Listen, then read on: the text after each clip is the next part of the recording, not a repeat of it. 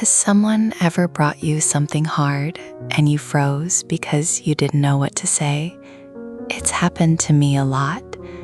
A friend finally gets the words out and my head is just running. What am I supposed to say here? And I end it with, well, have you tried this? I could tell the air went strange afterward. It took me a long time to understand why it went strange. When you think about it, it's odd.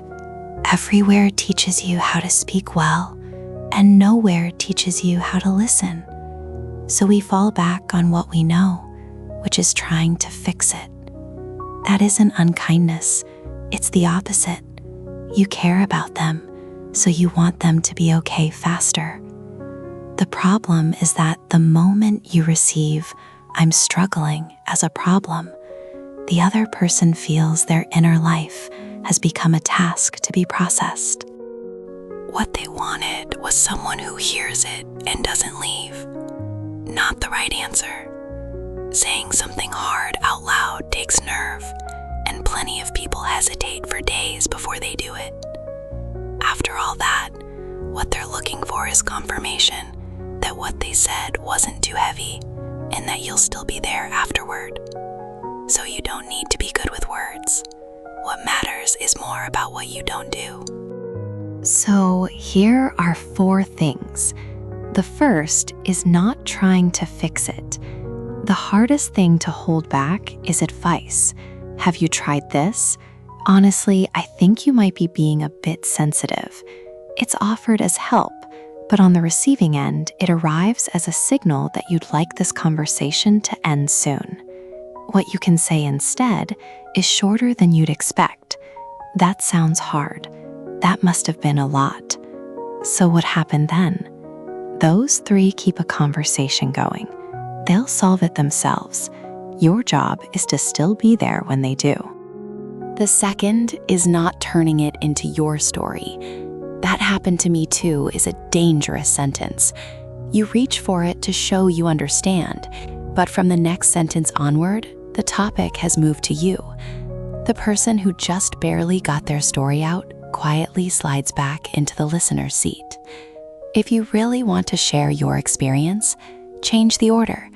After they finished, ask, "Something similar happened to me. Do you want to hear it?" Asking turns it from taking over into offering. The third is not ruling on who was wrong. This is the one I got wrong most often. When a friend was hurting, I thought taking their side was the supportive move. That person is unbelievable. It feels satisfying, but it closes out one of their relationships on their behalf, and if they make up later, they can't bring it back to you. The other direction is no better. I'm sure they had their reasons, leaves the hurting person alone. Just acknowledge the feeling instead. The fourth is sitting through the silence. When the talking stops, we get anxious. We can't take those few seconds, so we fill them with anything. But that silence is usually the other person choosing their next words. The thing they actually wanted to say almost always comes after it. So wait a little. Don't look away. Don't hurry them. A silence you didn't fill isn't empty time. It's a signal that they're allowed to keep going. One more thing. It's okay if there was a time you couldn't do this. If reading any of that brought back a moment you handled badly, that itself means you want to listen well. Good listeners aren't naturals. They're people who got it wrong a few times and noticed. And when you're at the bottom yourself, you're allowed not to take it on. In that case, "I don't have room right now. Can we talk tomorrow?" is a far more honest answer than listening while you're empty. There's something I want to say honestly though. If the person mentions wanting to hurt themselves, if basic things like sleeping, eating, or washing have stopped happening for them, or if you're absorbing all of it and starting to come apart yourself, please don't try to solve that by listening alongside them. Listening is a way to share what someone feels. It isn't treatment. That's the point where a professional is the right call. I'm not a mental health professional. I'm just someone who has had nowhere to say things. I'm building an anonymous journaling space called Nameless Forest. No comments, no ratings, just a place to write things down. A place to put it on the days you couldn't find anyone to listen.